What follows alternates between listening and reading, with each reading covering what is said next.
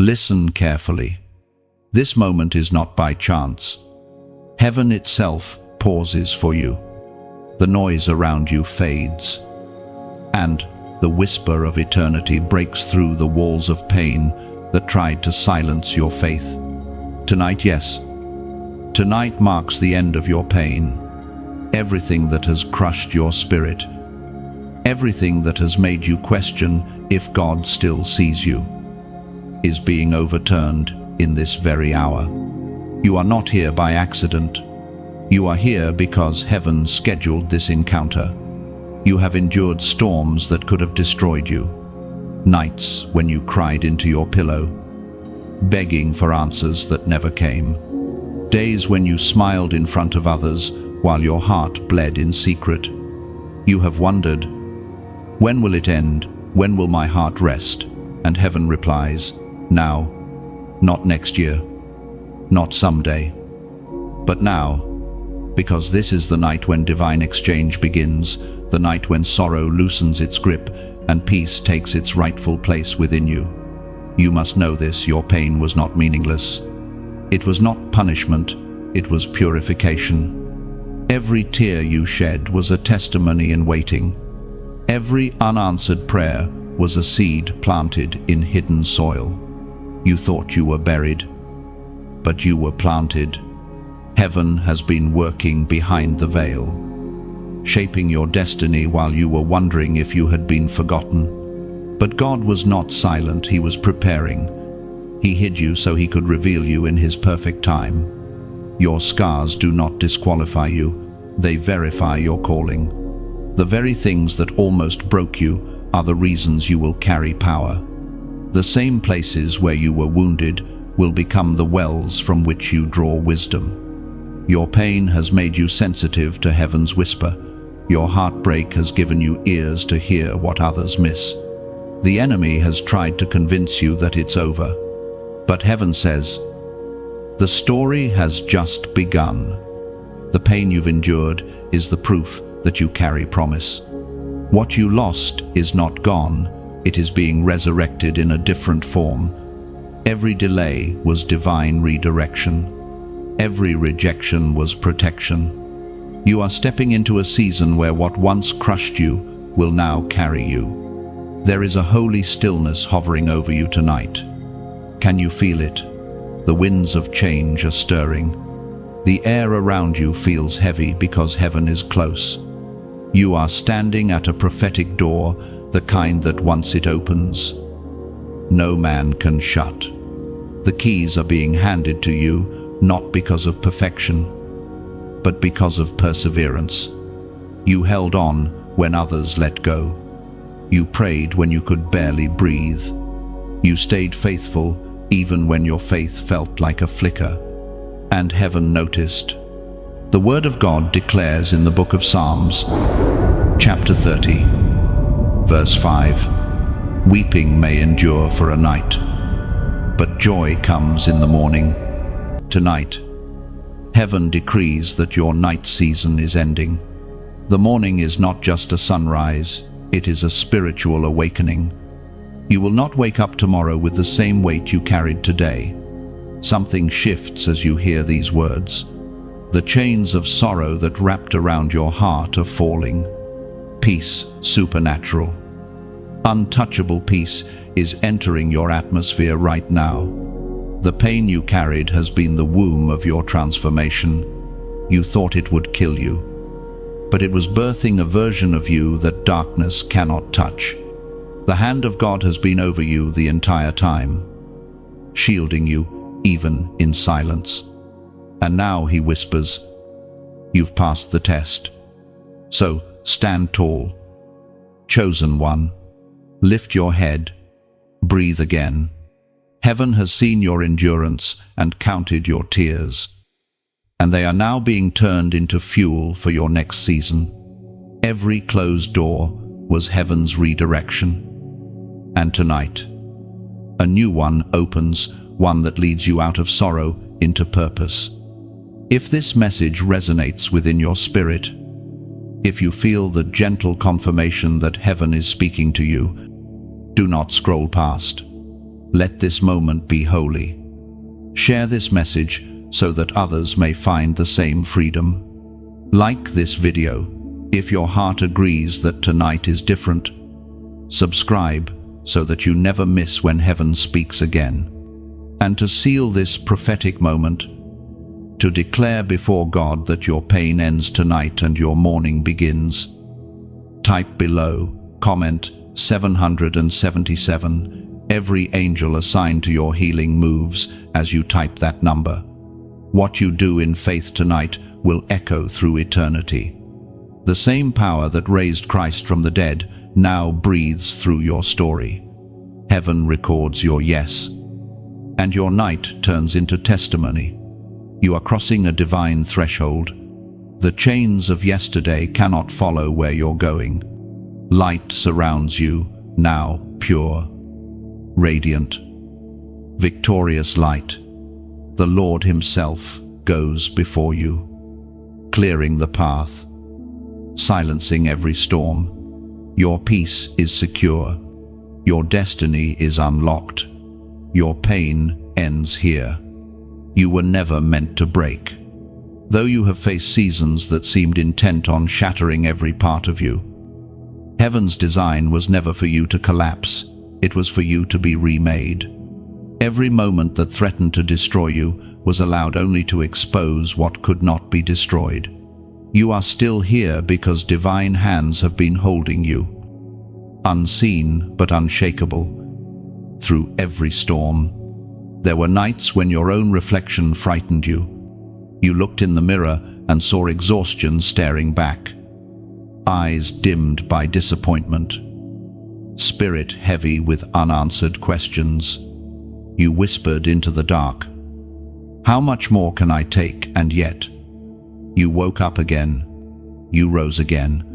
You faced another day, even when the strength to do so made no sense. That was not coincidence, that was grace in motion. You thought your resilience was running out, but it was heaven refilling your strength in secret. When everything around you cracked, it was so that the unbreakable within you could emerge. You were not being punished, you were being purified. The fires you walked through were not meant to consume you. They were meant to burn away the false names that life and pain had attached to you. You thought you were losing yourself, but in truth, you were shedding what was never meant to stay. Every layer of fear, insecurity, and doubt has been peeled away, revealing the soul God designed before the world ever knew your name. There are moments when heaven allows the breaking to reveal what can bend without being lost. You are not fragile, you are fortified. You carry within you a spirit that cannot be extinguished. No matter how fierce the battle becomes, your heart, though scarred, still beats with purpose. It beats because you are meant to live beyond what tried to end you. You are the evidence that divine strength lives inside human weakness. You have seen people walk away. You have lost things you thought you could never live without. You've watched doors close without explanation, and the silence that followed was deafening. But every loss was strategic. Every departure created space for something sacred to enter. You are not standing in emptiness, you are standing in preparation. God never removes without intention. He only clears ground for a greater planting. Your resilience is not a coincidence, it is your inheritance. From the beginning of time, heaven wrote strength into your design. Even before you faced this world, God had already equipped you with the endurance of warriors and the heart of kings and queens. The same power that spoke light into existence now courses through your veins. That is why, no matter how many times you've been knocked down, you rise. Not because you are lucky, but because you are chosen. You may not see it yet, but the very pain that pressed against you has become the proof that you were never built to break. Every tear carved wisdom into your spirit. Every disappointment trained your discernment. Every heartbreak purified your love. You have become someone whose presence carries weight in the spirit realm. Someone darkness recognizes and trembles before. You no longer move from fear, you move from faith. It is time to look back at your scars and see them differently. They are not signs of failure, they are trophies of survival. They are reminders that nothing could erase the mark of divine purpose on your life. The world sees brokenness, heaven sees beauty refined by fire. The pieces you once thought were shattered are actually fragments of a masterpiece being restored by the hands of your Creator. Remember, steel is not strong until it faces heat. Diamonds are not formed without pressure. And faith, real faith, is not born in comfort, it is born in chaos. You have been through both fire and flood. Yet here you stand, unconsumed. That is your testimony. That is the evidence that heaven never left you. You may have been bruised, but you are unbroken. You may have been bent, but you are not buried. The breath in your lungs tonight is proof that purpose still calls your name. The Spirit spoke through the prophet Jeremiah. Chapter 29, verse 11. For I know the plans I have for you, declares the Lord. Plans to prosper you and not to harm you. Plans to give you hope and a future. Where? These words are not a promise for someone else, they are written for you. They are the eternal reassurance that your story is not over, that even your pain has purpose, and that every trial is being rewritten into triumph. You were never meant to break, only to rise stronger, wiser, and crowned with grace. You walk forward carrying quiet power, now soft yet unshakable. Heaven smiles because you finally understand your strength was born in surrender, not striving. The light inside you no longer flickers, it burns steady and pure. Every wound has turned into wisdom, and your spirit stands unbreakable. The pain that became prophecy, this is the truth the enemy hoped you would never understand. What tried to destroy you was actually delivering you. Every tear, every ache, every betrayal was a messenger carrying a secret from heaven. You were being positioned, not punished. What broke your heart was the sound of destiny being born. You see, pain is not always a prison. Sometimes it is a portal. It takes you to places that comfort never could. In the silence, in the sorrow. Heaven was sculpting you into a vessel that could carry revelation. You were not being crushed to die. You were being crushed so the oil could flow. You were chosen to carry divine fragrance, and that fragrance only comes from those who have been pressed in the dark. When you whispered, "God, why me?" heaven whispered back, "Because you're strong enough." The pain that once made you feel forgotten was actually proof that you were favored. God trusted you with tears because he knew those tears would later water someone else's healing. He trusted you with loss so that you would understand what it means to be found. The agony you endured did not disqualify you, it qualified you. Every scar has become a sentence in heaven's story about redemption. Every wound has been rewritten into wisdom. You are now a walking prophecy, an echo of what it means for light to triumph over darkness. When people hear your story, they will hear the voice of hope itself speaking through you. You are no longer defined by what happened to you. You are defined by what rose within you. The fire that once threatened to consume you has instead refined you. The ashes left behind are not the evidence of loss, they are the soil of new beginnings. Your pain became prophecy the moment you decided not to give up. Heaven saw that decision and turned it into destiny. There were moments you thought God had gone silent, but he was only writing in unseen ink.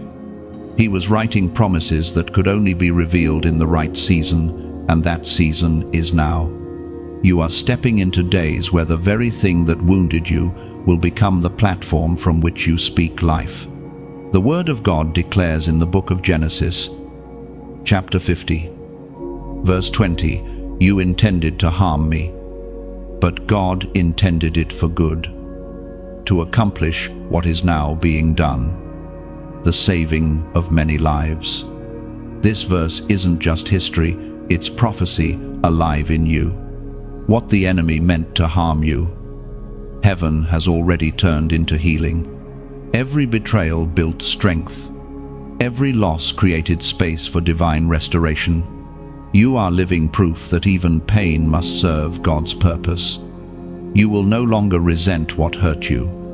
You will thank God for it, because it birthed something eternal. It birthed vision. The same pain that once silenced you will now empower your voice. Your tears have become testimonies. Your loneliness has become language that heaven uses to reach others who are still in the dark. And as this revelation settles in your heart, you'll begin to feel peace where there was pressure, gratitude where there was grief. You'll recognize that the pain was not random, it was prophetic. It brought you into alignment with everything heaven wrote about you before time began. Now, if this word ignites something deep within you, if you can feel that your pain is being transformed into purpose, take a moment of agreement with heaven. Not a long statement, just a declaration of faith. Type it below as your seal of understanding. Your way of saying, "I accept the prophecy that came from my pain."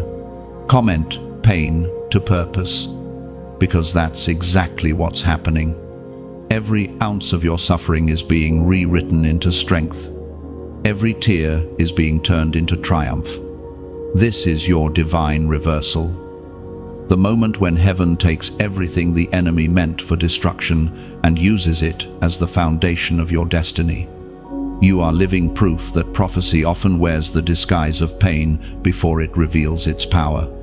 When you type "pain to purpose," you are not just writing words, you are making a declaration in the Spirit.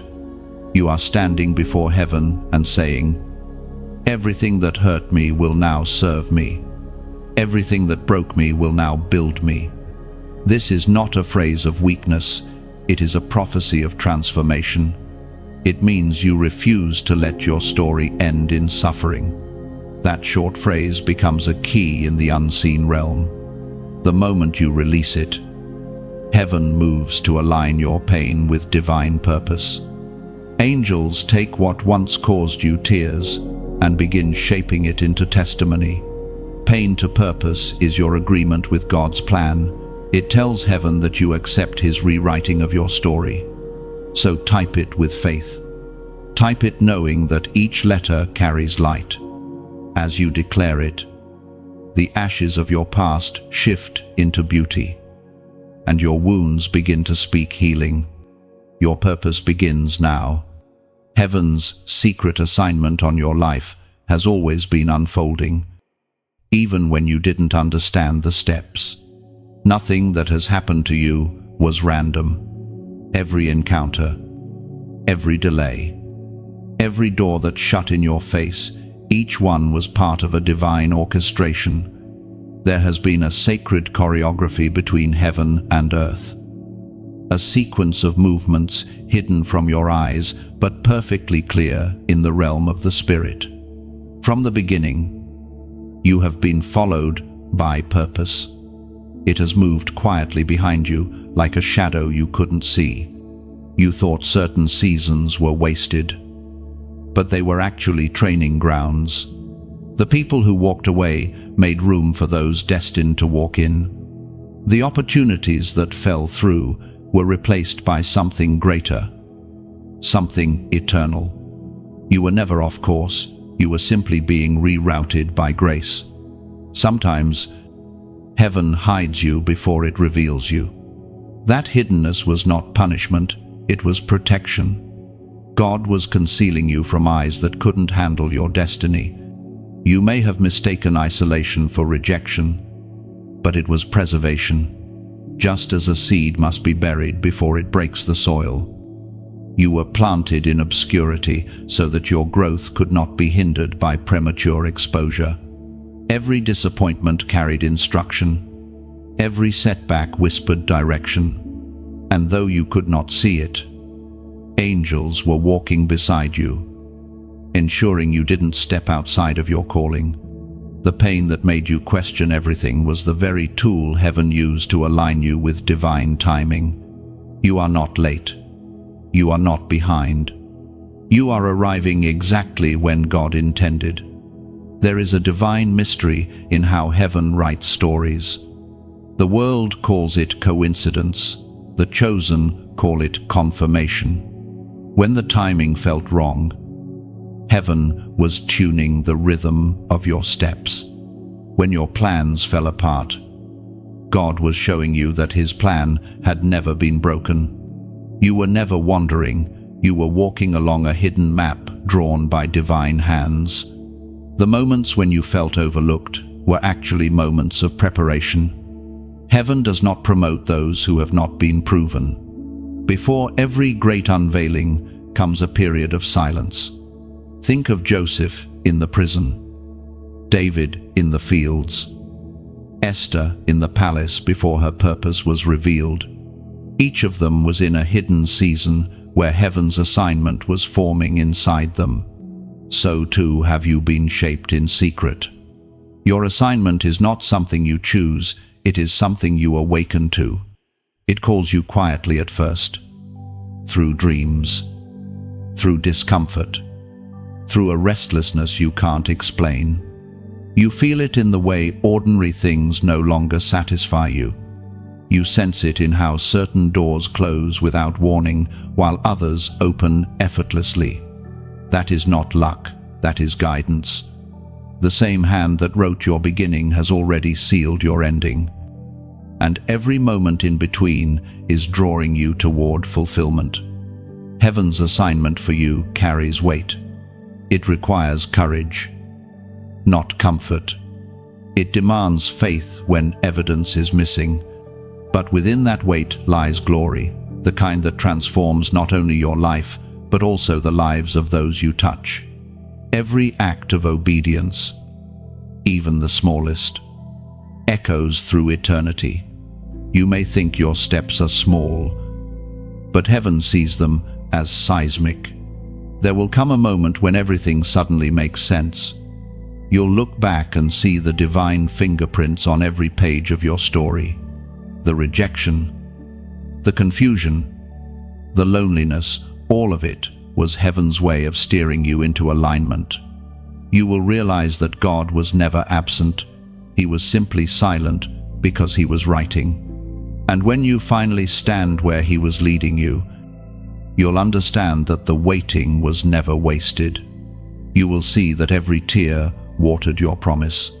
You'll thank Him for every no, every closed door, every unanswered prayer, because they became the very path that led you to your purpose. Heaven's assignment has never been to destroy you, but to define you, to shape you into a vessel that can carry light into the darkest places. According to what is revealed in the book of Proverbs, chapter 16, verse 9, in their hearts humans plan their course, but the Lord establishes their steps. This is the secret of heaven's assignment. You may plan, you may dream, but God directs. He corrects your route with love, ensuring that destiny finds you even when you feel lost. You are being guided by divine hands that will never let you fall beyond His reach. So, rest in that truth. The path you've walked was never random. It was written. Heaven's assignment on your life continues even now, unfolding in perfect order. Every breath you take, every decision you make, Every challenge you overcome is part of something sacred. You are living a script authored by eternity. And the one who began your story will finish it with glory. The chains of delay are breaking. You can feel it deep in your spirit, a shift, a release, a sacred stirring that tells you time has finally caught up with promise. For so long, it seemed like life was running ahead of you, like every door opened for others but remained locked for you. But heaven whispers tonight, your waiting was not wasted, it was alignment. What felt like delay was divine timing being perfected. Every prayer you thought went unheard was planted like a seed beneath the surface. Seeds don't sprout instantly, they rest, they root, they grow in silence. You have been in that silent growth stage, where heaven builds foundation before elevation. And now, that stillness begins to tremble. The ground that held you is starting to crack, not to destroy you, but to release what's been hidden inside. You are stepping into acceleration, into answered prayers, fulfilled promises, and restored strength. The season of standing still is ending. What resisted you will now recognize you. Doors that refuse to move will open, not because you forced them, but because heaven commanded them to. Every barrier that said not yet is now being rewritten as walk through. Divine timing is catching up with you, and what once felt far away is now at your fingertips. You have carried dreams that felt too heavy to hold. You have prayed prayers that echoed in silence, but heaven has heard every word. And tonight, those words return as fulfillment. What was delayed is now delivered. What was paused is now played. You are not forgotten, you are being launched. You see, divine timing isn't slow, it's precise. Like a composer who knows exactly when to bring in each instrument. Heaven waited for the perfect moment to release your breakthrough. If it had come earlier, it might have crushed you. But now you are ready to carry it with grace. As this moment unfolds, remember, your breakthrough isn't just for you. You carry light that others need. Every blessing you receive ripples outward, touching hearts you may never meet. When you shine, you become a lighthouse for someone lost in their own storm. And sometimes, your smallest act of faith, your word, your prayer, your sharing of truth becomes the spark that reignites someone else's hope. That is why what we do here matters. These messages, these moments where heaven speaks through sound and word, are not entertainment, they are lifelines. They reach people in hospital beds, in dark rooms, in places where faith feels almost gone. They remind the broken that they are not alone. And if these words have ever reached you in such a moment, then you already know how powerful one message can be. If this voice, this space, this flow of messages has poured light into your night, then I invite you only if you feel led to help keep that light shining, not as an obligation, but as an offering of love. When you support what heaven is doing here, you become part of the miracle. It's like placing a candle in the window for someone still searching for home. When you like this message, you drop a pebble of light into a dark pond. It ripples farther than you can see. When you share, you open a window so another soul may feel fresh air again. When you subscribe, you build a bridge between this moment and the next word heaven will send to you. And if your heart ever whispers to donate, do it as you would plant a seed in sacred soil, not because anyone demands it, but because you want to see more gardens bloom. Every coin becomes a petal of light in the field of faith. helping these words reach souls still wandering in night. You are not paying for a message, you are partnering with a mission. You are not buying words, you are watering hope. Whether you give through your time, your sharing, or your offering, heaven notices every gesture and multiplies its reach. And if all you can give is a prayer, it still matters. Even that whisper becomes a flame that lights another candle somewhere in the world.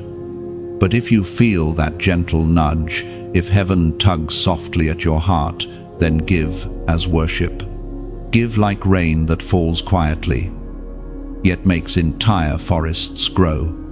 As the prophet wrote in the scroll of Habakkuk, chapter 2, verse 3, "For the vision is yet for an appointed time, though it delay. Wait for it, for it will surely come. It will not tarry, and that time is now. The delay breaks, the waiting ends, the vision breathes." Like, share, subscribe, or give as your heart leads. You are not just supporting words, you are sustaining light. You are making sure that when heaven whispers again, someone else will be there to hear it too. A prophetic number, a holy confirmation, that's what this moment carries. Heaven doesn't speak only through thunder or visions. Sometimes it whispers through numbers that appear like divine fingerprints across your path. They're not coincidences, they're codes of communication. Messages written in time that tell you, "I'm still guiding you." You've seen them before, numbers that repeat, patterns that seem to chase you wherever you go. You've felt something stir in your spirit when you notice them, like a quiet reminder that heaven is near. Tonight, one such number becomes your seal, a number that marks alignment, surrender, and transformation. There's something powerful about giving shape to faith through action. When heaven speaks, you don't just listen, you respond. In Scripture, every act of obedience opened a new realm of blessing. Noah built an ark when there was no rain. Abraham walked without a map. Peter stepped onto water before it became solid. Every divine moment began with a response, not a question. And tonight, heaven is giving you an opportunity to respond in a way that seals what He's doing within you. Your pain has been seen. Your endurance has been recorded. Now, the prophecy that has hovered above your life is being sealed with confirmation. Heaven wants you to know you are not walking in circles. You are walking in sacred patterns. Even the delays, the detours, the waiting, they all align perfectly with divine rhythm. Every step you take has been counted. Every breath you breathe has been written in eternity's scroll. This prophetic number is not about superstition or luck. It's about acknowledgement, a visible sign that you are hearing and agreeing with heaven's timing. You are saying, "I recognize that my story is under divine authorship." It's a way of saying, "I'm not lost. I'm aligned." The ancient prophets understood numbers as heavenly language. 7 represented completion. 10 stood for divine order. 12 for government and calling. 40 for transformation. But tonight, the number heaven highlights for you carries its own sound, the sound of restoration and renewal, the vibration of promises revived. It's the number that marks new beginnings after long endurance, the moment when broken things breathe again.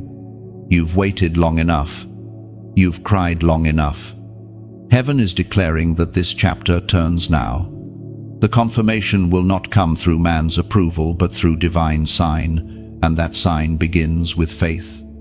The voice of God thundered in the book of Exodus, chapter 14, verse 14.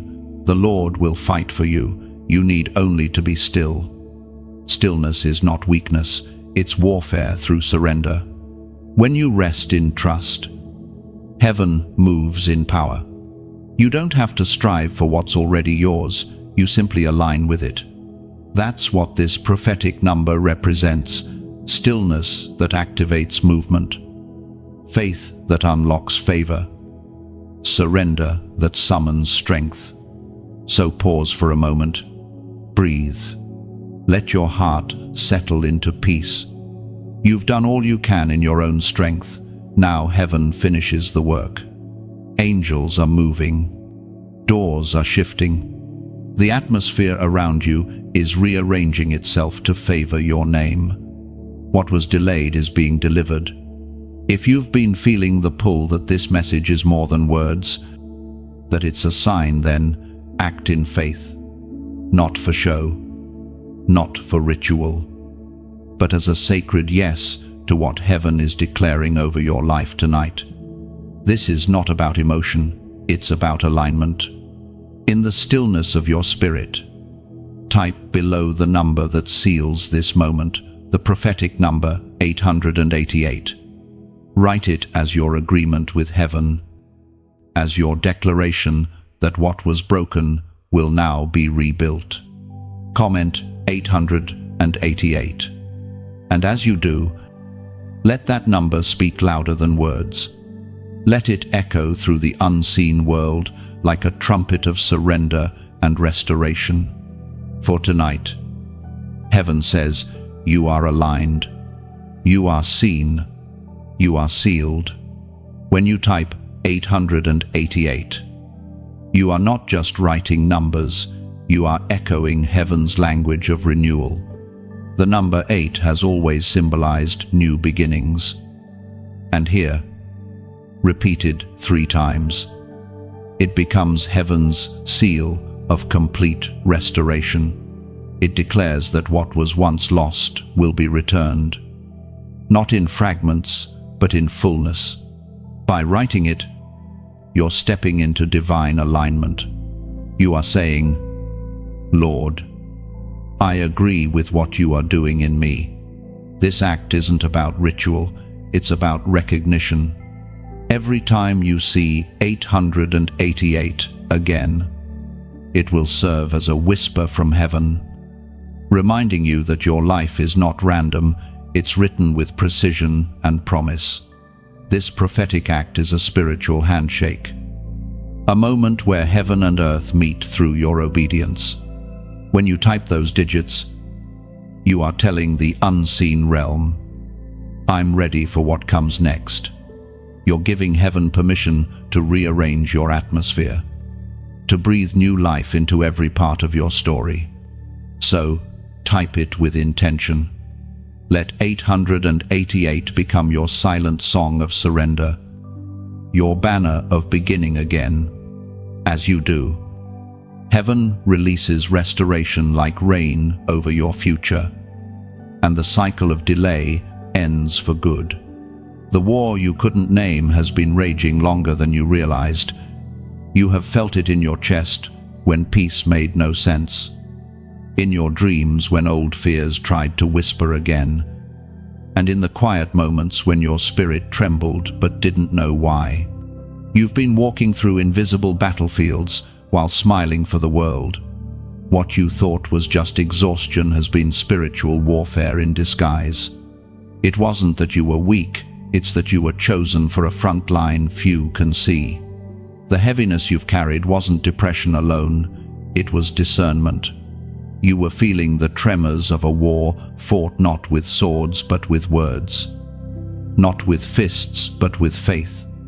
And though your body grew tired, your spirit never surrendered, even when you didn't understand it. Heaven was training your hands for battle. This war has never been about flesh and blood. It's been a collision between your purpose and the powers that feared it. From the moment you were marked as chosen, the enemy recognized your potential before you did. He saw the fire in you, the light that could awaken others, and so he tried to smother it early. That's why your childhood was filled with rejection. That's why you faced betrayal that cut deep. The darkness knew who you were even before you did. But what the enemy didn't expect was that pain would turn into your power. Every attack only sharpened your discernment.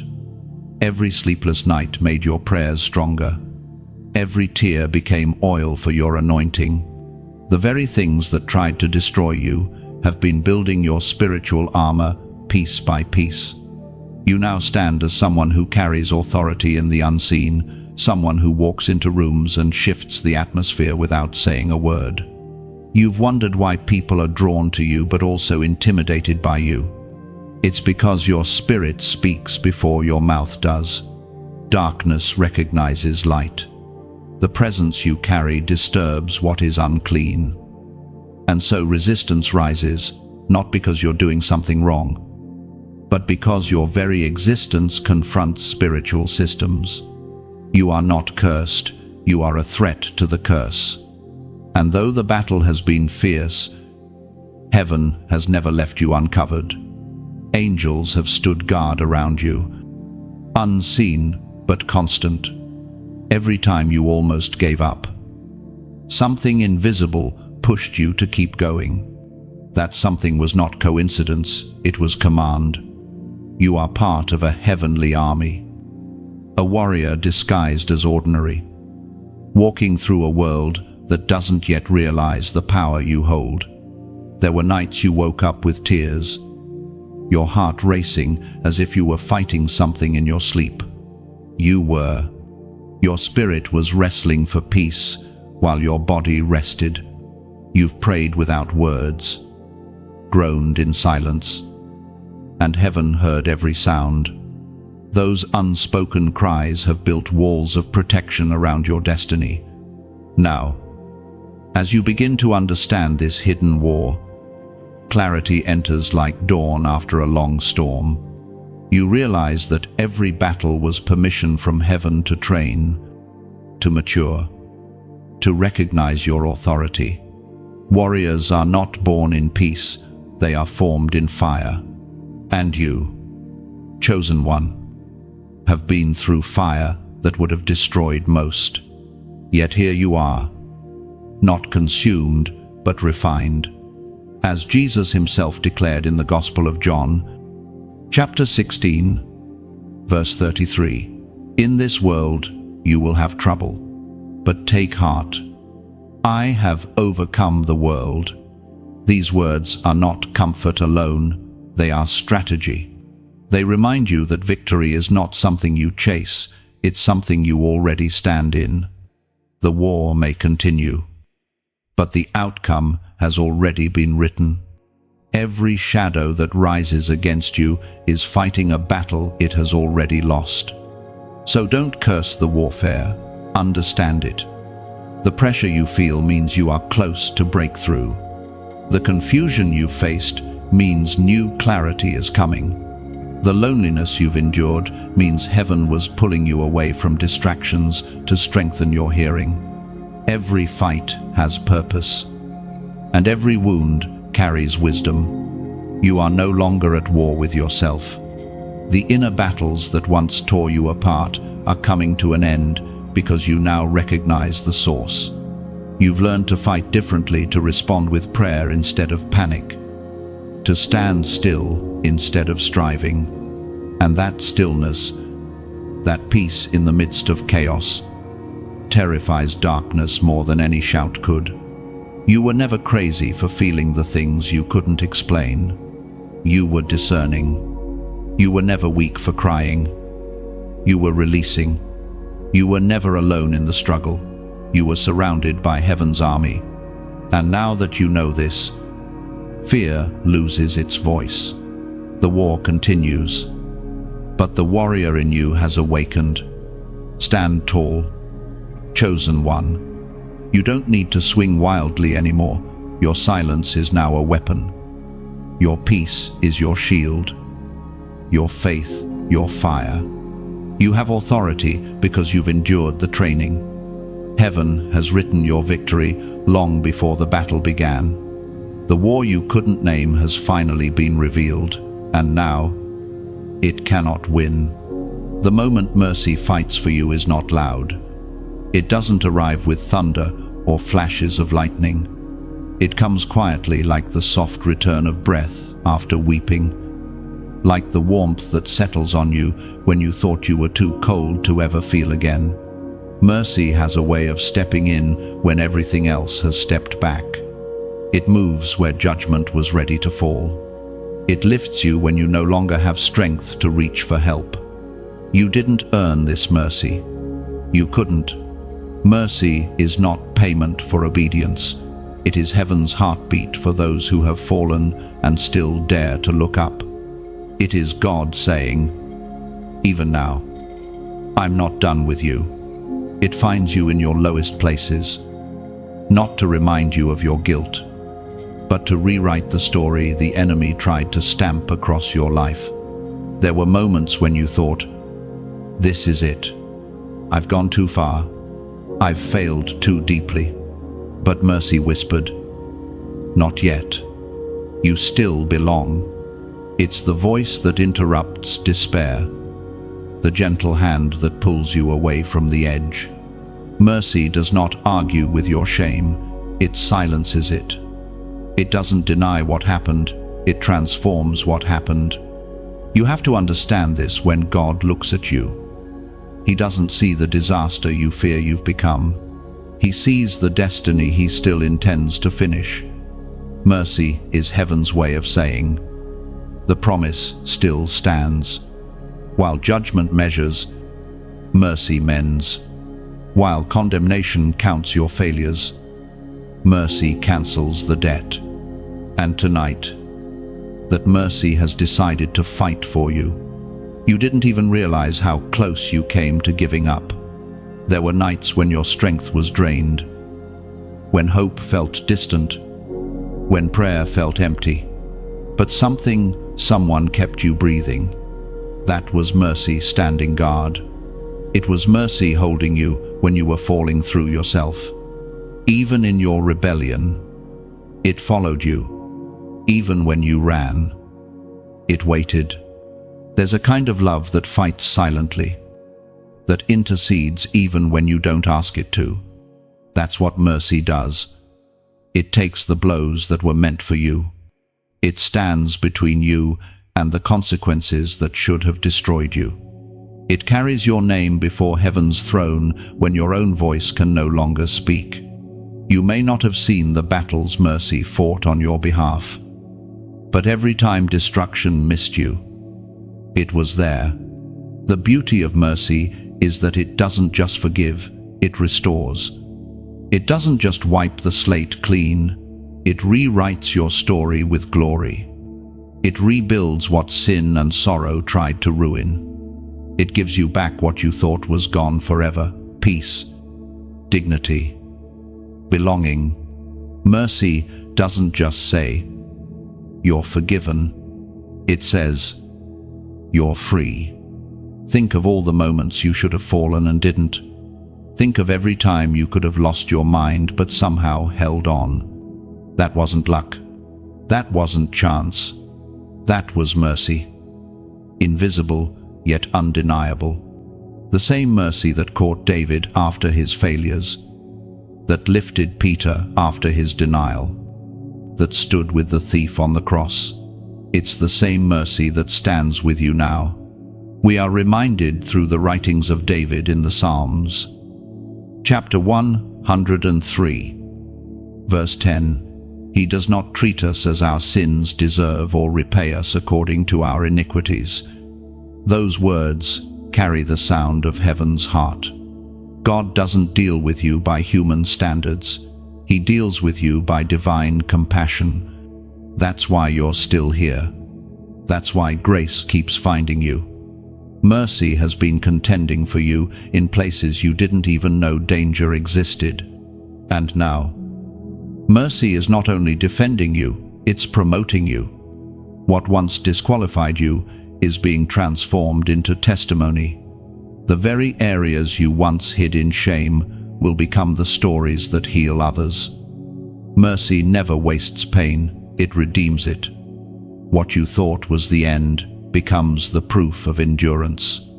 There is something holy about being rescued by mercy. It leaves a softness in your spirit, a humility that cannot be faked. You learn to speak slower, to judge less, to love deeper.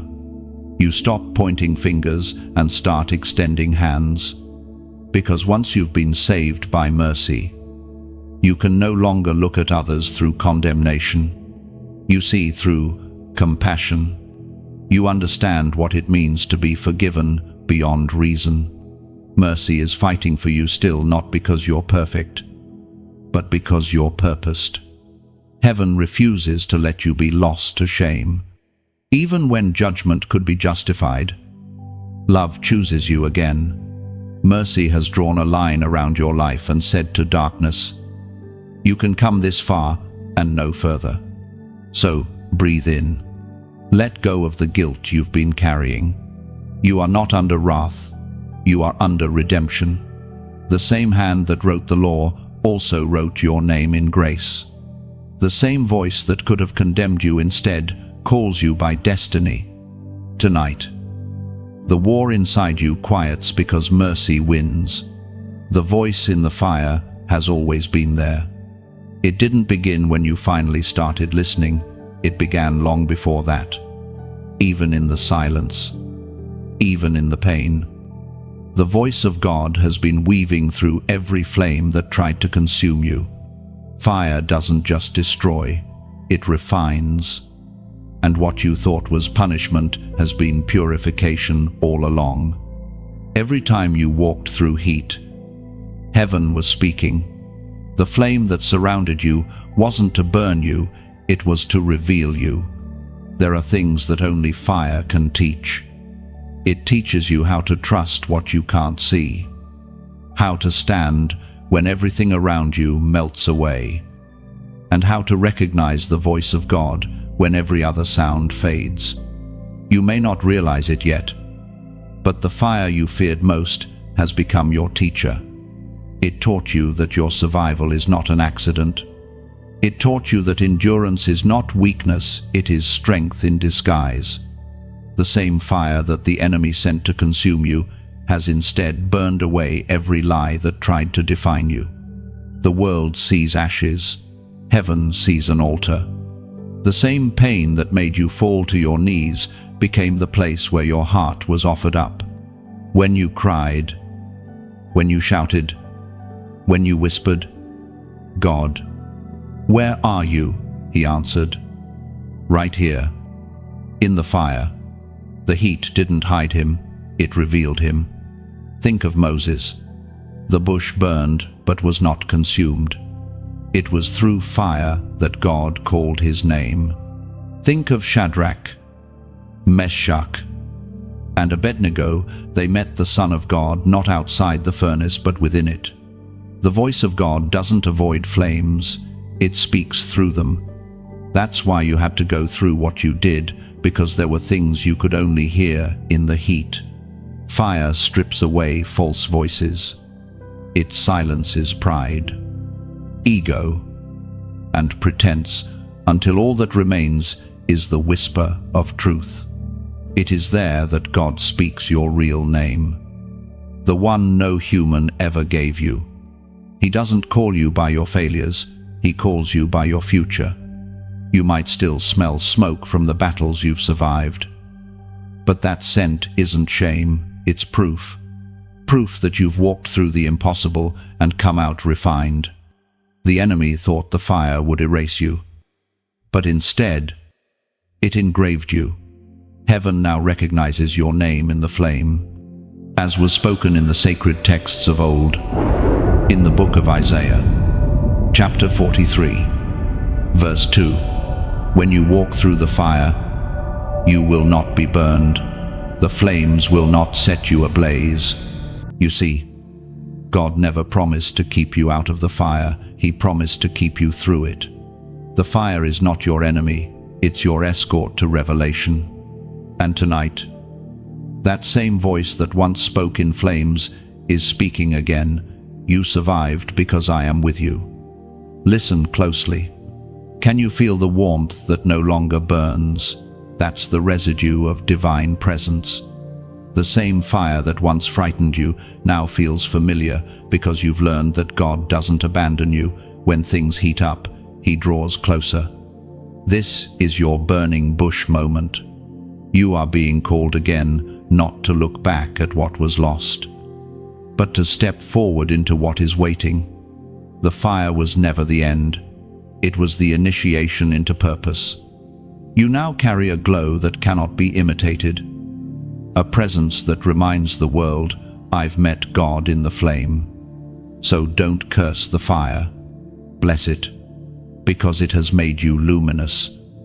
It has given you eyes that see beyond fear, ears that recognize heaven's tone, and a heart that no longer runs from refining. The voice you hear in the fire is the same voice that formed you, and it's saying, I'm not finished yet. If this truth burns inside you, if you know deep down that the fire was not your end, but your awakening, then let heaven hear your agreement. Type this short declaration as a sign that you recognize His presence even in the flame. Comment, I'm refined. Because you are. You are not smoke and ruin. You are gold that's been purified. You don't carry the fire's damage.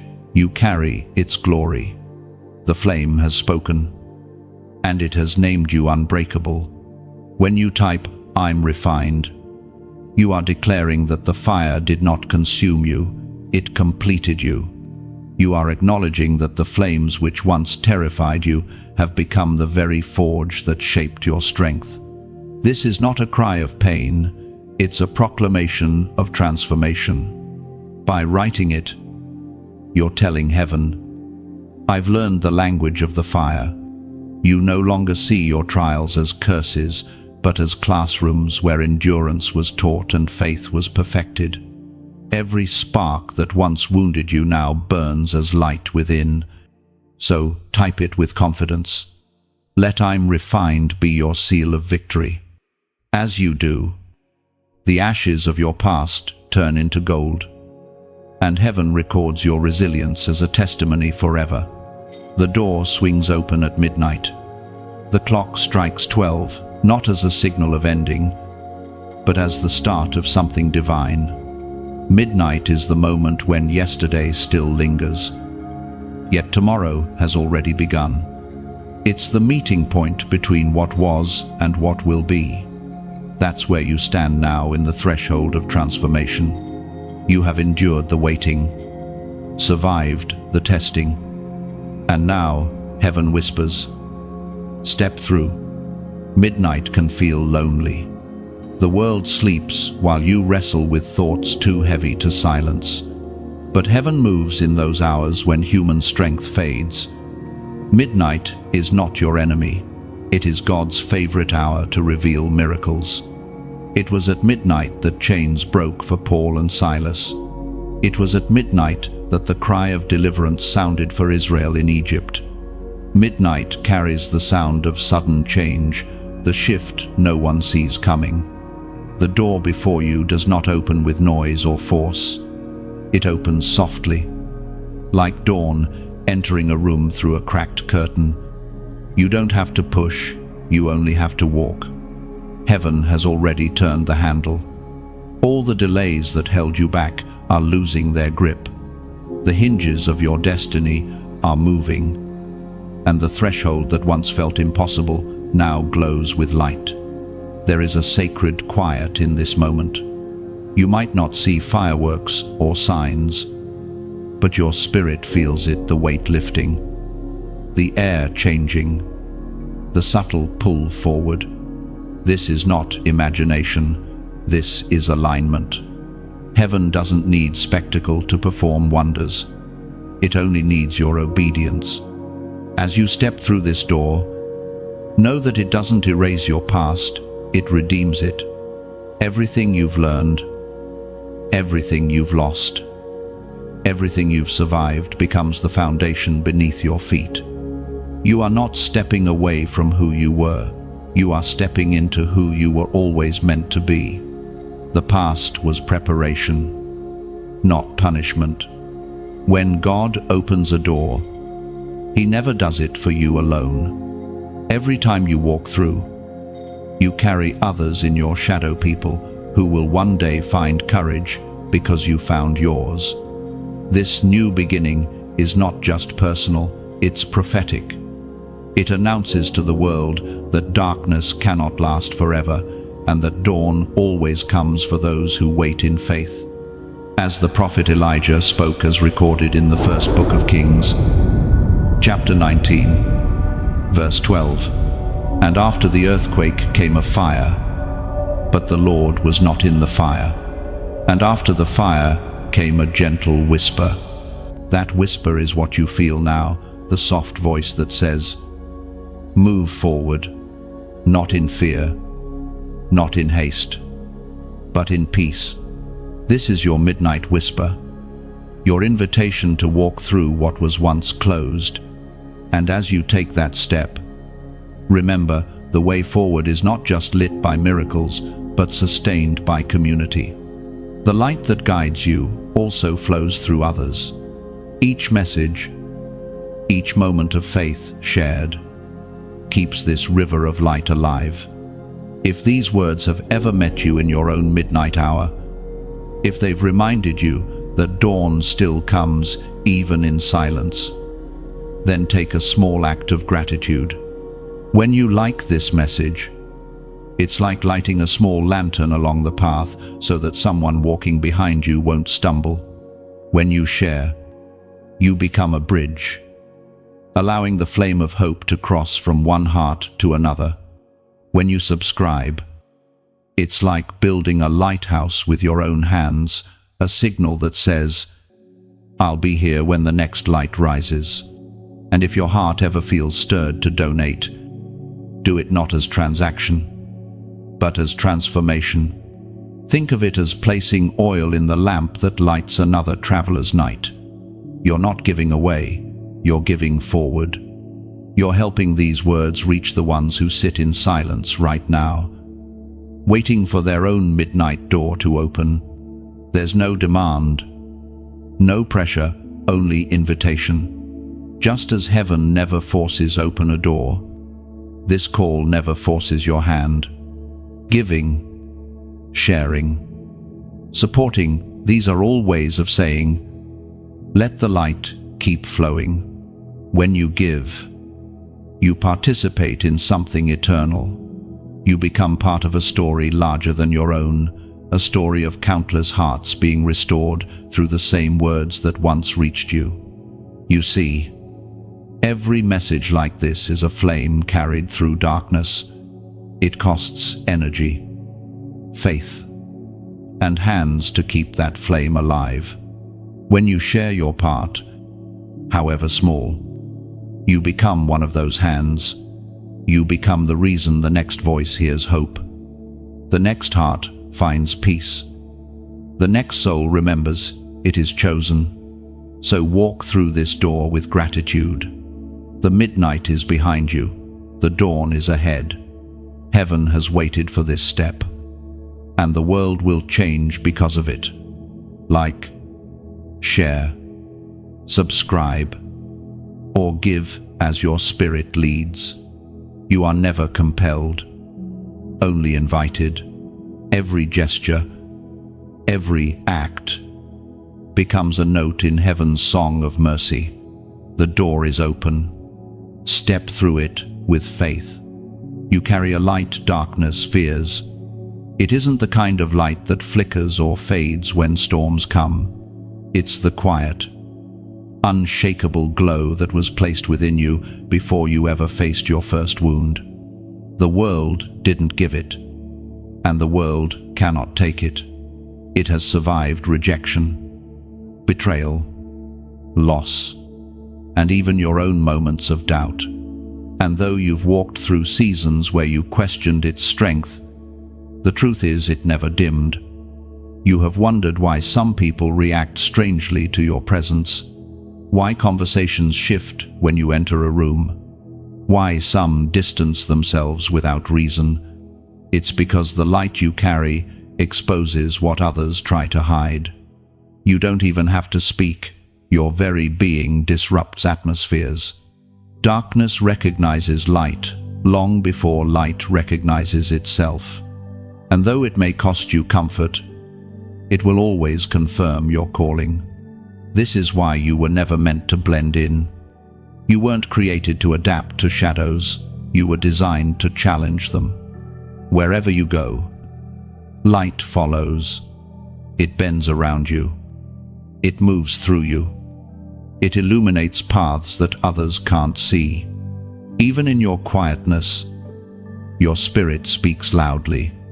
You shift rooms without intention because your energy is holy, your purpose ancient, and your identity sealed. But with that kind of light comes warfare. The brighter the flame, the greater the wind that tries to extinguish it. You have faced storms that made no sense, attacks that felt personal but were spiritual, every whisper of insecurity, every wave of fear that was darkness testing your endurance. Yet every time it tried to silence you, your light grew stronger. What the enemy called destruction, heaven called development. There is something sacred about how you've survived. You've been misunderstood because of it, sometimes even resented. People don't always understand light bearers. They mistake your discernment for judgment, your caution for distance, your focus for pride. But God sees what they cannot, that you carry illumination meant to guide, not to impress. Your light is not decorative, it's directive. It was placed in you for purpose, not popularity. The fire within you is not meant for applause, it's meant for transformation. And though it has cost you relationships, opportunities, and peace at times, it has also given you authority. You know what it feels like to walk through darkness and still shine.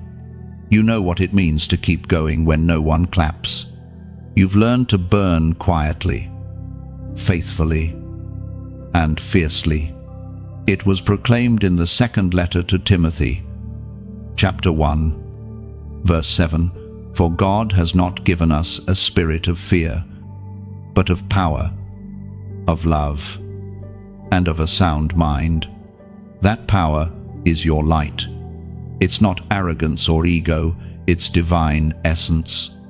It allows you to love without losing yourself, to stand firm without hardness, to see through deception without becoming bitter. You carry the kind of peace that terrifies chaos because it cannot comprehend your calm. Your light doesn't need to shout, it simply needs to stay. The longer it shines, the more it transforms what surrounds it. When you walk into a dark room, you don't have to demand darkness to leave it, just can't stay. That's what your presence does. It announces deliverance without saying a word. You've been asking God for purpose, not realizing that your light is the purpose. The world doesn't need more noise, it needs illumination, and you've been chosen to bring it. You may feel small at times, unseen or unheard, but even a single candle changes the landscape of a room, and your spirit burns brighter than that. So, stop apologizing for the glow. Stop hiding your brilliance to make others comfortable. You were never meant to dim yourself to fit in. You were meant to rise until others see what divine resilience looks like.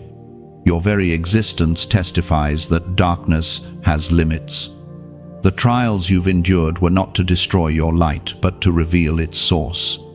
You shine not because of what you have, but because of who walks with you. God Himself has placed His flame inside you, and that fire cannot be stolen, only shared. When you stand before mirrors that once reflected pain, you'll see something different now. Not someone weary or forgotten, but someone radiant with purpose.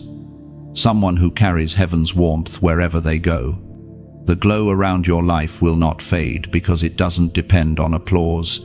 It depends on anointing. You are walking proof that even in the darkest seasons, light remains undefeated. You are what sunrise looks like after a night that thought it would last forever. Every time you forgive, you shine. Every time you love again, you blaze. Every time you stand when you could have fallen. The universe sees your glow and remembers that light always wins. You don't have to fight for it anymore. You only have to guard it. Protect your peace. Guard your joy. And let your light speak louder than explanations. You are not here to convince the world. You are here to illuminate it. And no matter what comes next, remember, darkness doesn't fear your name. It fears your endurance. Keep shining. The world needs your flame more than it knows. 777, 888, they've each carried their moment of revelation. But tonight, heaven unveils another prophetic seal, one that carries both remembrance and promise. This isn't about superstition or chance, it's about agreement. Heaven often uses symbols to awaken understanding, to let you see what faith already knows. And tonight, that symbol comes again as a number, simple, sacred, and specific to you. There's something deeply spiritual about how heaven weaves numbers into your journey. Sometimes they appear on clocks, receipts, messages, or dreams, not as coincidence, but as confirmation. They're reminders that you are seen, that your path is being tracked by divine order. Heaven speaks to those who listen not only through words, but through alignment. You've seen these patterns not by mistake, but because you're sensitive to heaven's rhythm. Numbers have always marked divine moments. 3 days resurrection, 40 years refinement, 12 tribes governance. God uses what looks simple to humans as his language of eternity. And tonight, that language speaks once more. You have come far from where you began. Your strength is no longer a question, it is evidence. Every season you've endured has added depth to your understanding of grace. But heaven isn't done yet. There's a completion, a sealing, a divine confirmation over what has been built in secret. This number is not random, it carries that confirmation. It is a sign that heaven's will over your life is entering fulfillment. For some, numbers are mathematics. For you, it's message.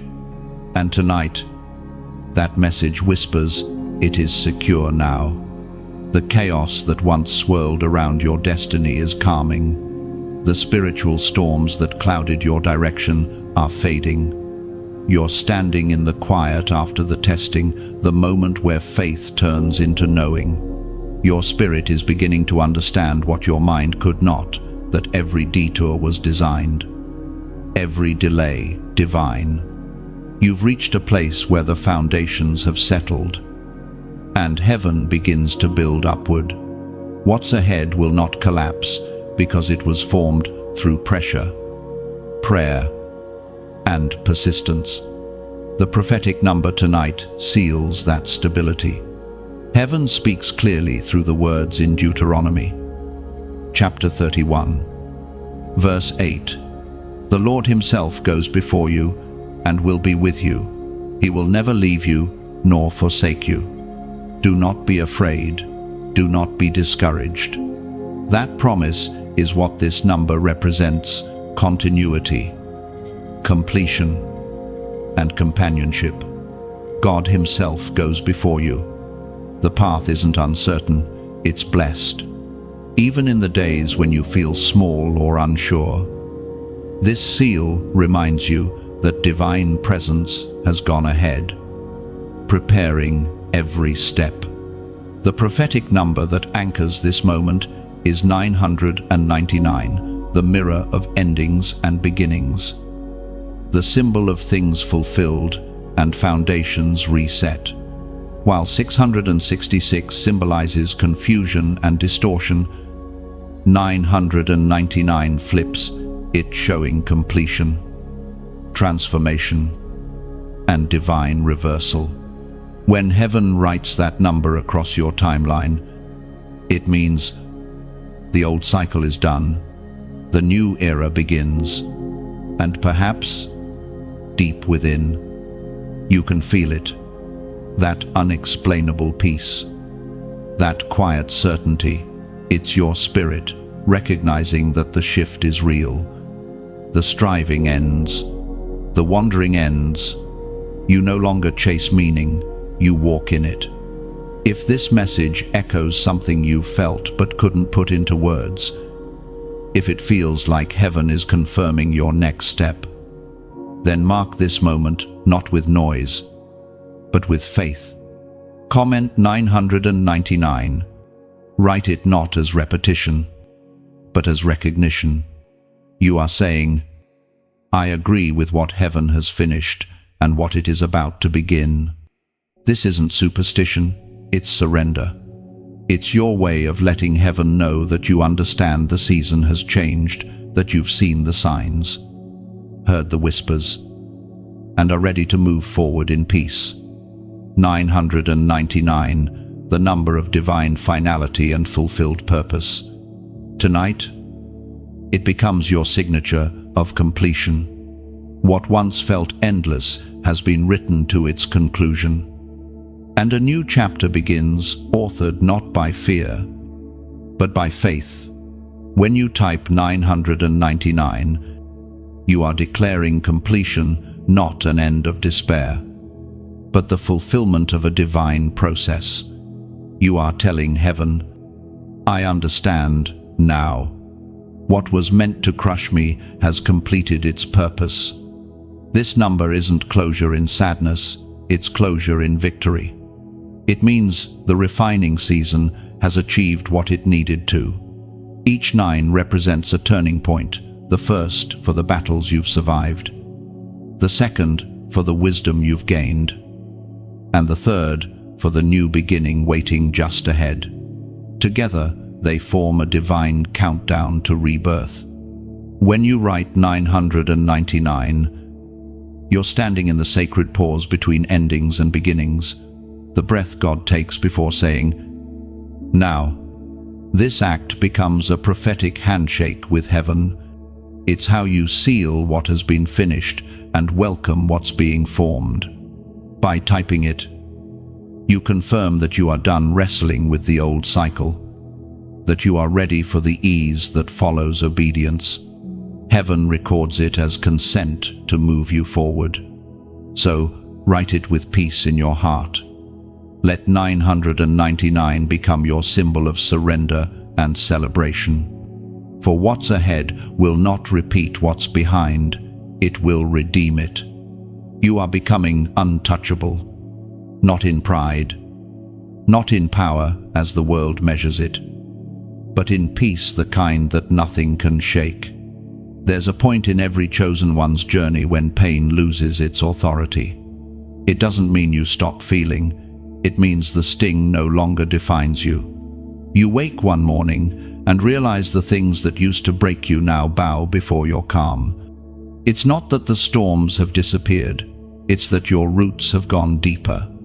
The winds can rage, but you've learned how to bend without breaking. The fire can come, but it cannot consume you anymore. You've walked through enough to know that survival was never the goal, transformation was. What once frightened you now fuels you. What once silenced you now shapes your strength. There was a time when you feared loss. You thought every ending meant emptiness. But now, you see endings as invitations to begin again, to rise again, to see what remains when everything temporary fades away. You are becoming someone the world cannot manipulate because your worth no longer depends on its applause. This is what it means to be untouchable, not to be above others, but to be anchored in the one who cannot be moved. It is peace that refuses panic. It is joy that resists decay. It is confidence that no longer needs confirmation. The deeper you go into grace, the less the noise of the world can reach you. The same things that once sent you spiraling now only make you stronger. Disappointment becomes direction. Delay becomes discipline. Even rejection has been rewritten as redirection. You are no longer reacting, you are responding from rest. You have entered a space where stillness has become your shield. And though you may not see it clearly, heaven has already marked this shift. The things that used to hunt you can no longer find you because your frequency has changed. You don't walk where you used to. You don't speak as you did before. Spiritually, you've risen to higher ground. That's why some people can't reach you anymore. It's not separation out of pride, it's elevation by design. There's a sacred silence around you now. It's the kind of quiet that only comes after battle, the hush that follows victory. Your soul is learning to breathe again. The anxiety that once haunted you is losing its hold because you've remembered who you are. You've stopped fighting for validation and started resting in revelation. You are covered by something holy, favor that doesn't fade, peace that doesn't need proof. This covering doesn't exempt you from challenges. It empowers you to face them without fear. Every dart that flies your way falls short. Every curse that's whispered dies before it touches you. Heaven has placed an invisible barrier around your spirit, a divine armor forged in your wilderness seasons. According to what is revealed in the book of Psalms, chapter 91, verse 7, 1,000 may fall at your side, 10,000 at your right hand, but it will not come near you. That promise is not metaphor, it's protection. It means that even when chaos surrounds you, you remain unshaken. You move through danger without dread. You live surrounded by grace so strong that fear becomes confused when it tries to find you. You are not naive about pain. You've just learned that peace is more powerful. You carry a quiet authority now, the kind that doesn't need to shout, the kind that walks into storms and changes their direction. Darkness can sense it. Heaven celebrates it. This is not arrogance, it's awareness. You finally understand that your survival was never random, it was recognition. The universe had to see that light cannot be put out by shadows. And so, you stand different. You speak different. You love different. You no longer move from desperation, but from destiny. People will notice the difference. Even if they can't name it, they'll feel your calm in chaos, your certainty in uncertainty, your grace under pressure. That is the mark of the untouchable, the one who knows where their help comes from. You are no longer easily shaken because you know too much of God's faithfulness to fear collapse. The same hand that carried you through the valley still holds you on the mountain. The same grace that healed you in private now covers you in public. You've become a living sanctuary, a space where peace dwells and power rests. The old weapons will still form, but they will not prosper. The old lies will still try to whisper, but they will not land. You have outgrown the reach of what once tormented you. And that's what terrifies darkness most. It can no longer touch you. So breathe easy. Rest deeply. You have arrived at the place where storms only remind you how strong your foundation is. You are the calm in chaos, the stillness in the storm, the light untouched by the night. You are becoming untouchable, and heaven smiles, because this was always the plan. Your name is written in fire, not ink, not stone. but flame the living script of heaven. It burns where time cannot fade it, where storms cannot wash it away. Before you took your first breath, God etched your purpose into eternity's pages. Every trial you've endured, every victory you've claimed, has only made that writing glow brighter. You were not scribbled in haste, you were inscribed with intention. Fire in Scripture has always meant something more than destruction. It is revelation. It refines. It reveals. It illuminates.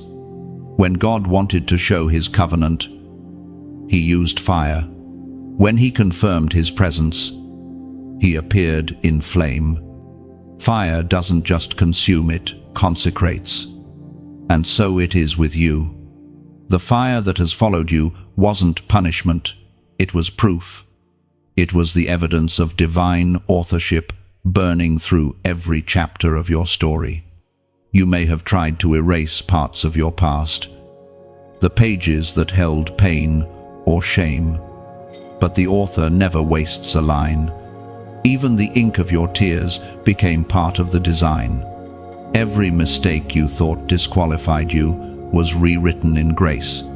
Every failure you buried became a footnote of mercy. Nothing was lost. Every line, even the broken ones, was touched by fire until it told a story of redemption. You've wondered if your name was forgotten, if heaven had moved on, but the truth is, heaven has been watching the fire spell your name again and again across the sky of destiny. It blazes when you forgive. It flares when you choose love. It roars when you refuse to quit. You are known in heaven not by the wounds you carry, but by the flame that will not go out. There is a sacred beauty in being written by fire. Ink fades, paper tears, but fire engraves.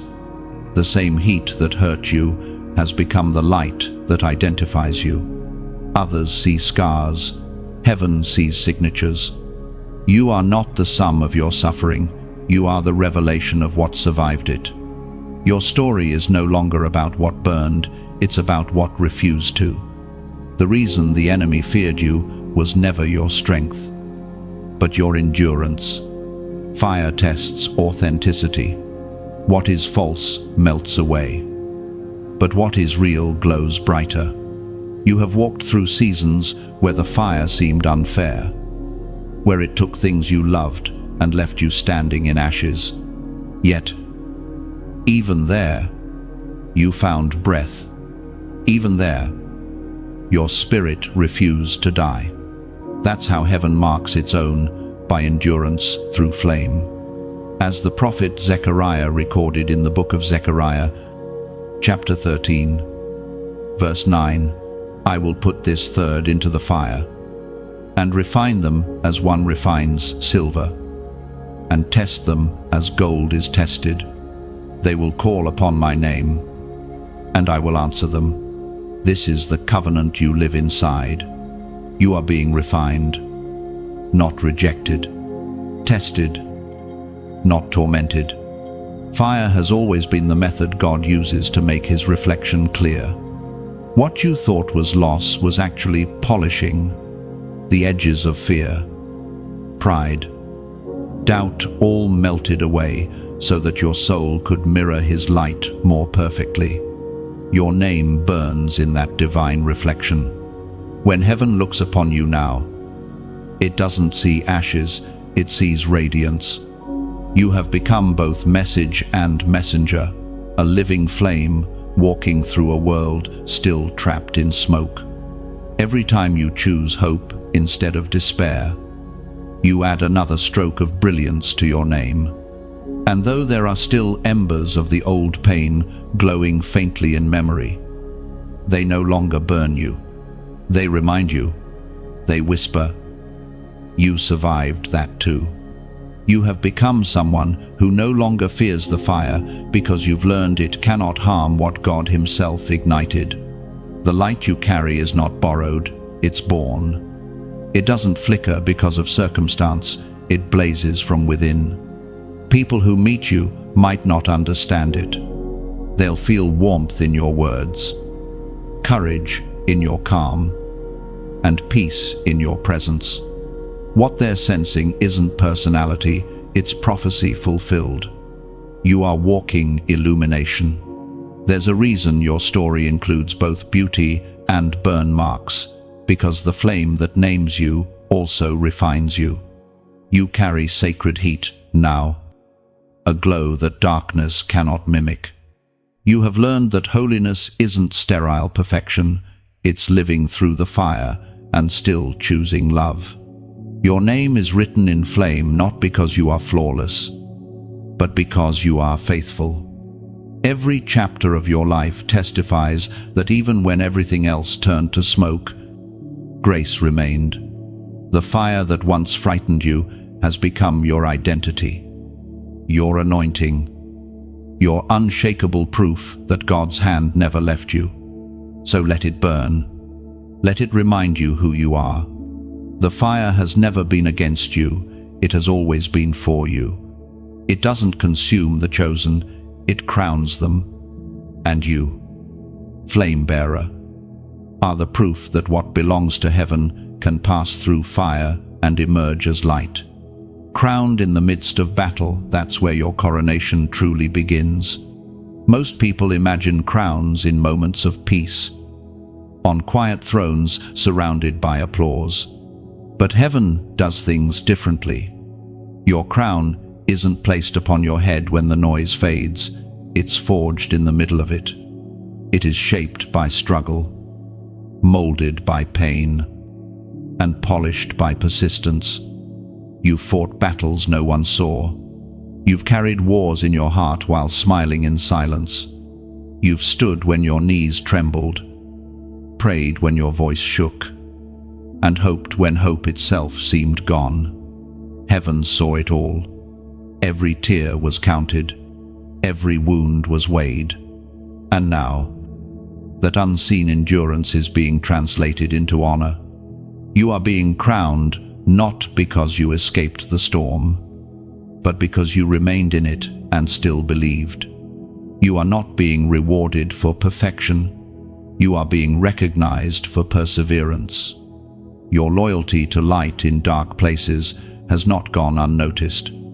The invisible realm has been shifting, preparing the moment where your head meets the hand of divine recognition. The battle that broke others became the birthplace of your authority. You learned to fight not for control, but for clarity. You discovered that true victory isn't destroying enemies, it's not becoming one. And though you stand crowned, your crown does not glitter for vanity. It gleams with humility, the kind that comes from scars that healed. It is the reflection of strength born in surrender.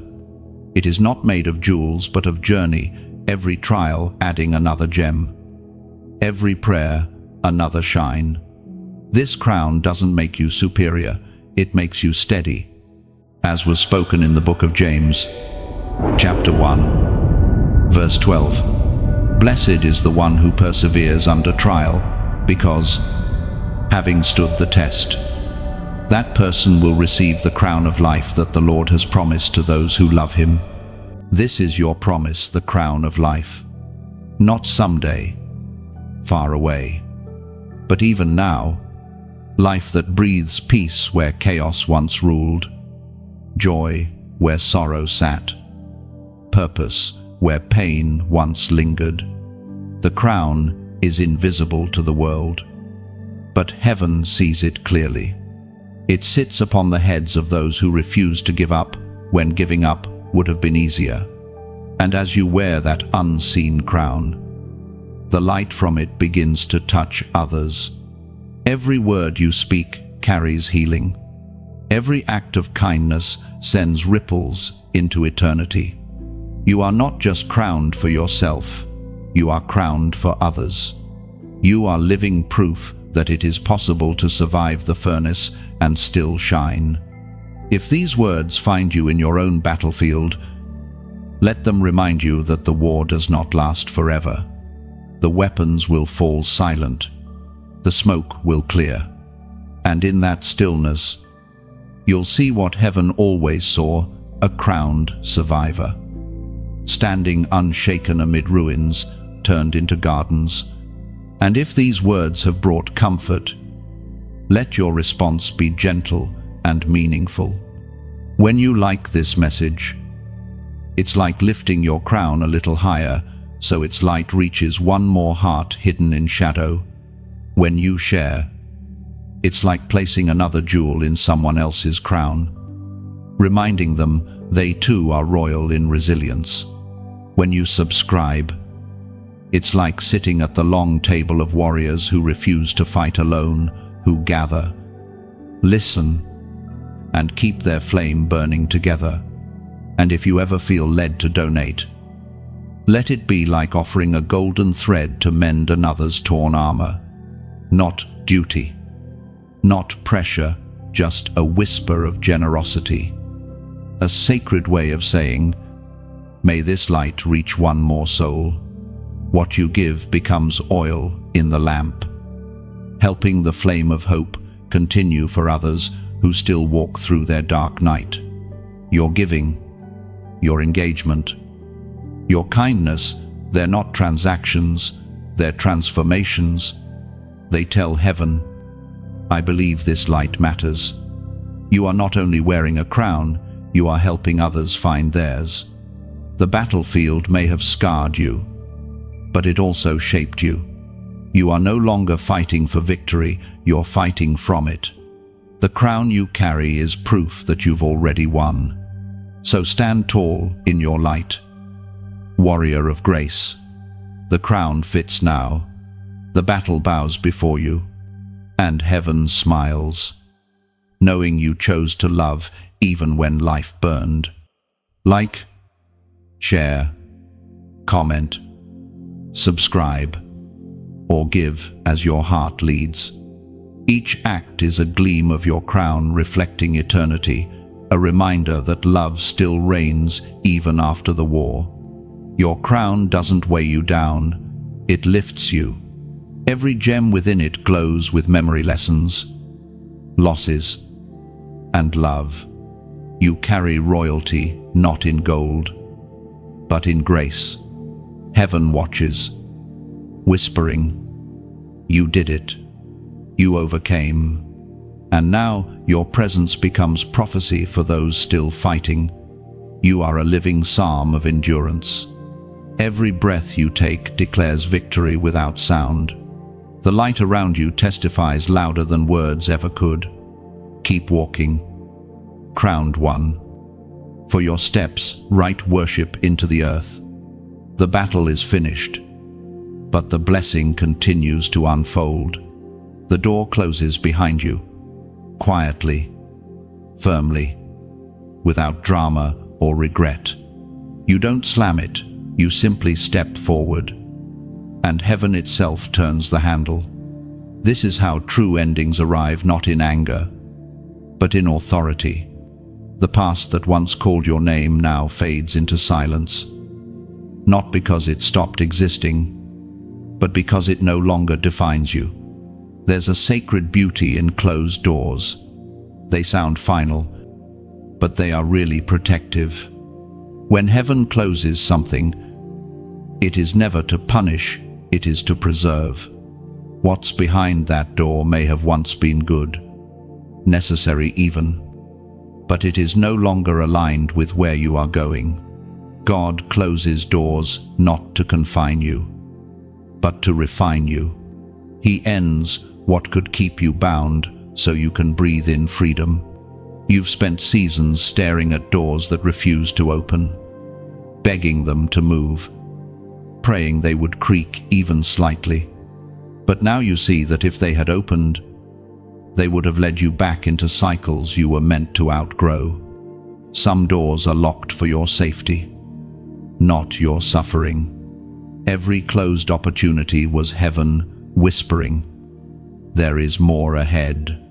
The past cannot follow you through this threshold. The voices of regret, The shadows of shame, they will pound on that door for a while, trying to draw you back. But you've learned their language now.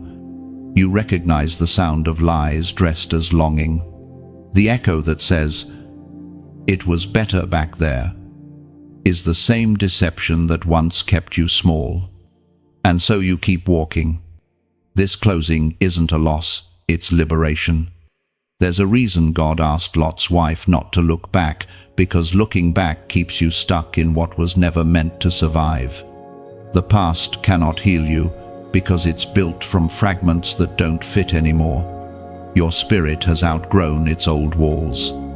You are larger now, your capacity, your peace, your purpose. As was declared in the book of Philippians, chapter 3, verses 13 and 14, forgetting what is behind and straining toward what is ahead, I press on toward the goal, to win the prize for which God has called me heavenward in Christ Jesus. That is your call, to press forward. You are not abandoning the past, you are honoring it by moving beyond it. What was once your story has become your strength. Every page behind you carries wisdom, but the ink of destiny is still wet before you. The pen of heaven is not finished writing. You may feel the tension of what's closing and what's coming. It's the sound of transformation. Doors closing are not always about rejection, sometimes they are about redirection. You are being positioned where purpose breathes easier.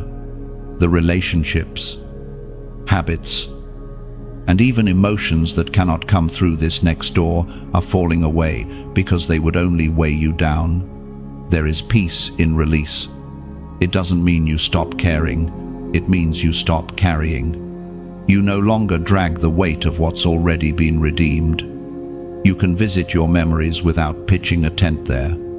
The door closing behind you is heaven's promise that you will not repeat what almost destroyed you. This new path won't need constant proving. It will feel lighter, clearer, and real. You won't have to force what's meant for you to fit. It will flow. The grace that once seemed scarce will now surround you. That's how you know you're in alignment, when peace becomes your confirmation. You are walking into clarity now. The lessons of old seasons will travel with you, but the pain will not. It has served its purpose. What once felt like a wound has become wisdom, a compass for your next assignment. And as the door behind you settles into stillness, a new wind begins to move ahead, gentle, certain, full of promise. Don't mourn what's ending. Thank it. It carried you as far as it could. Bless it for what it taught you and let it rest. Every goodbye creates space for a new hello. Every closing for a greater opening. The same God who shut that door is already unlocking another one beyond your sight. And soon, you'll look back not with pain, but with peace, realizing that even the doors that once hurt to lose were part of your holy journey. You'll see how every exit led you closer to your entrance, how every ending was secretly the start of something luminous. The door closes behind you not as a prison, but as protection. Ahead of you, light spills into a path that was waiting for your arrival. The sound of that door locking is not a warning. It's a promise you are safe to move forward now. So walk. Do not hesitate. Do not grieve. The path before you has been cleared. The past sealed. You have completed what was required in that chapter. What lies ahead is new, untainted, and fully aligned with the person you have become. The past has served you. Now let the future surprise you. The door has closed. The story continues. The morning after the breaking feels different. It doesn't arrive with noise or fanfare. It comes softly, like the first breath after tears, like the light that slowly paints its way across the horizon. You open your eyes, and for the first time in a long time, the air doesn't feel heavy. The silence that used to ache now feels alive. It hums with peace. The storm has spent itself, and you, though marked by its wind, are still standing. This is what healing truly feels like. It's not a sudden burst of joy, it's a steady return to calm. It's realizing that the weight is gone, not because someone lifted it, but because you finally set it down. It's noticing that the scars don't sting anymore, and that your heart, though changed, still beats with hope. You survived what was meant to end you. You endured what should have broken you, and now you breathe not to survive, but to live. The world looks the same, yet somehow entirely new. The same sky, the same roads, but everything feels washed clean. Even the sunlight feels different. It's no longer blinding. It's blessing. You move slower, speak softer, and listen deeper. This is not weakness, it's wisdom. You have learned the language of stillness. You know now that strength isn't found in striving, it's found in surrender. The morning after the breaking teaches you to see beauty in simplicity. A cup of water, a breath of fresh air, a stranger's smile, all feels sacred now. Pain sharpened your perception. Where once you saw routine, you now see miracles. Where once you chased meaning, you now notice it quietly, waiting in the small things. There is something holy about the way you rise after being broken. The world expected you to crumble, but heaven knew you would bloom. Breaking was never the end, it was the planting. You went into the soil of sorrow and came out carrying seeds of wisdom, humility, and compassion. Now, wherever you walk, healing grows in your footprints. Scripture says in the Gospel of John, chapter 12, verse 24, "Unless a kernel of wheat falls to the ground and dies, it remains only a single seed. But if it dies, it produces many seeds." That is your story. What fell apart was actually multiplying in secret. Every time you thought something was ending, heaven was planting something new. Every tear became water. Every heartbreak became soil. And now, your life blooms with meaning that could never have grown without the breaking. You've become softer and stronger all at once. Softer, because grace has touched you. Stronger, because truth has anchored you. You no longer carry bitterness, it burned away in the refining fire. You no longer seek revenge, it no longer fits in your hands. What you hold now is peace, and it's far heavier than anger, yet infinitely lighter to bear. You will begin to notice how people gravitate toward you. They'll find comfort in your calm, healing in your words. They may not know why, but your presence carries what they've been searching for. You've walked through enough darkness to guide others toward light without judgment. You'll speak less, but when you do, your words will have weight. You'll love differently without fear of loss, without the need to be understood. The morning after the breaking gives you eyes that see eternity in everything. You realize that life isn't about avoiding pain, but allowing it to refine you into love. You'll no longer rush through moments. You'll sit with them. You'll see God not only in miracles, but in mornings like this, in the quiet, the ordinary, the redeemed. What was shattered is now shining. The pieces that once hurt you have been rearranged into something beautiful.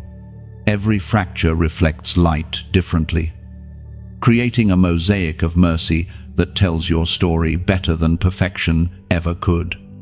You are no longer the person who entered the storm. You are something greater, something gentler, wiser, radiant. And though the journey continues, you no longer walk in fear. You walk with faith in your footsteps, peace in your pulse, and love in your lungs.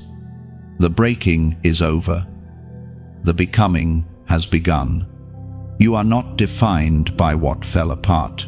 You are revealed by what remained. The morning doesn't erase the night. It redeems it. The scars don't disappear. They glow. The pain doesn't vanish. It transforms into purpose. Look around you. This is resurrection. Quiet, human, holy. The light is soft, but it is sure. The story has shifted from survival to song, from endurance to expansion. You are living proof that after breaking comes becoming, and after becoming comes blessing. The morning after the breaking, heaven smiles and whispers, "It is done." You stand now at the edge of dawn, crowned not with gold, but with glory. Every sunrise will whisper your name in gratitude for surviving the night. Heaven records your stillness as worship. The light around you deepens, eternal and calm. You are whole, healed, and forever becoming. If these words have reached the deepest part of you, then let this final moment be a breath of gratitude, not obligation. Every message, every whisper of heaven that has touched your heart, becomes complete when shared, because light only fulfills its purpose when it travels. When you like this message, it's like striking a match in a long hallway. Your small spark helps the next traveler see their way forward. When you share, it's as if you're releasing a dove carrying hope to someone who has forgotten the sound of wings.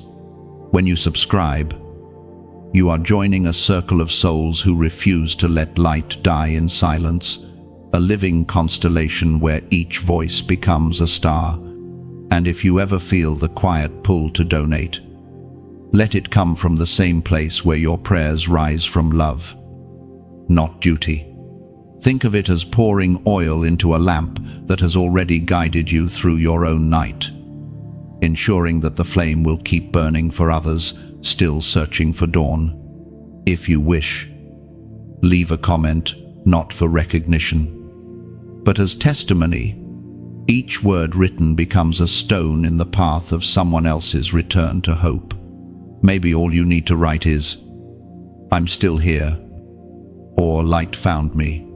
Those simple words can echo across hearts and timelines in ways unseen. The story doesn't end here. It flows on through you. The next dawn, the next word, the next heartbeat of heaven might arrive through your act of sharing, your word of faith, your simple yes to keep the light moving. Thank you for walking this journey. Now, go. Carry the glow forward.